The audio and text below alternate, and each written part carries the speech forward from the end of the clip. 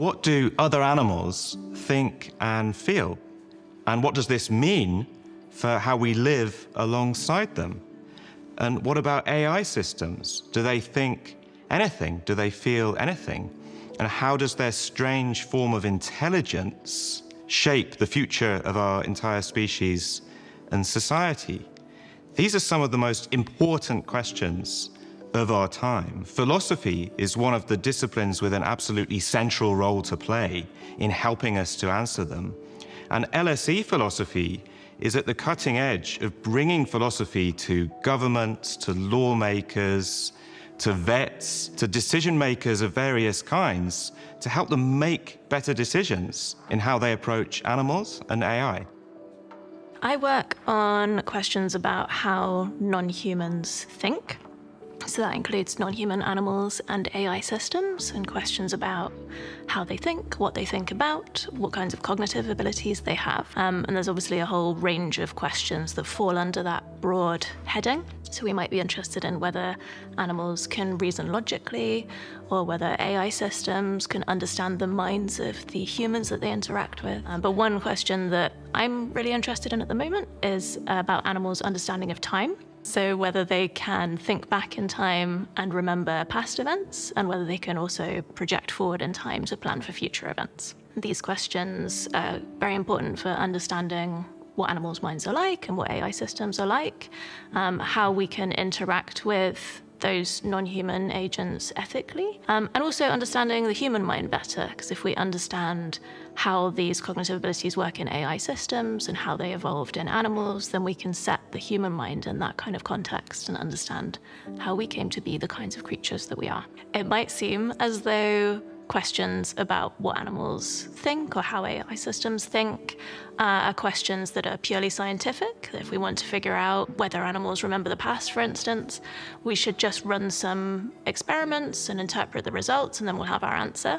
And to some extent that's true, these are scientific questions, but it's not quite as simple as running some experiments, because there are a whole range of difficult theoretical questions in the background of these issues about whether animals can think. So for instance, if we are interested in whether animals can remember the past, we might think, well, where should we start with answering that question? What kind of evidence is going to be important? And one really natural thought is, well, what sorts of brain areas does that rely on in humans? And in humans, that ability to remember past events, which is called episodic memory, relies on a brain structure called the hippocampus. So we might think, well, first thing, we'll figure out which animals have a hippocampus. And not all animals have a hippocampus. So cephalopods, like octopuses and cuttlefish, they don't have a hippocampus. So we might think, well, we can rule them out then. They're not going to have episodic memory. But it turns out that cuttlefish in behavioral tests do display some behaviors that suggest they remember details of specific past events that have happened to them. So now we might look at that and think,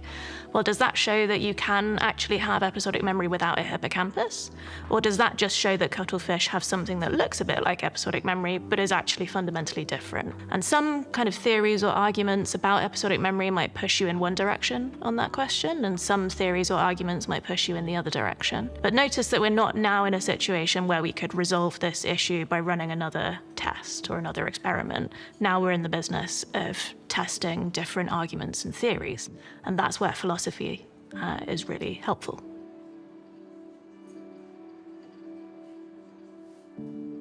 I think we face the challenge of fundamentally transforming the way we relate to the natural world and to other animals. I see this as one of the big challenges of our time.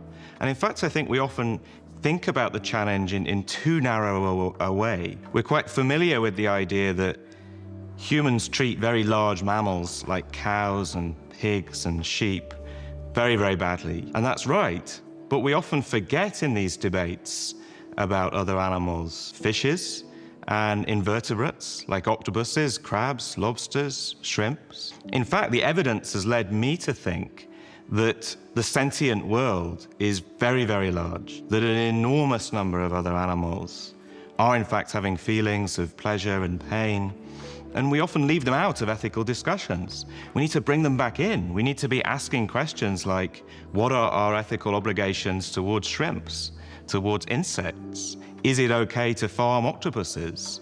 or to eat crabs? These are some of the questions that my Foundations of Animal Sentience project has been addressing. My research tackles two major questions.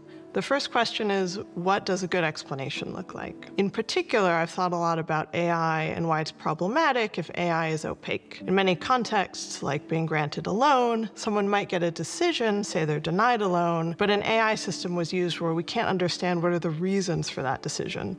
This strikes us intuitively as very troubling, but my research really digs down into why is that troubling, and then what should good explanations of AI decisions look like. The second focus of my research is what should a good economy look like. In particular, I'm interested in the future of work and running a project on what should the future of work look like in an age of work that's really driven by AI. What the project will do is propose a vision of good work that centers worker autonomy, measure whether or not the economy lives up to that, and propose policy recommendations. Philosophy is particularly helpful for solving these problems because it's very good at bringing out concepts or normative assumptions, scrutinizing them, and offering paths to change. So, for example, in my project in good work, what we're aiming to do is bring out implicit conceptions of good work, scrutinize those conceptions and see whether they're really fit for purpose in the age of AI, and then help offer policy recommendations in partnership with the social sciences.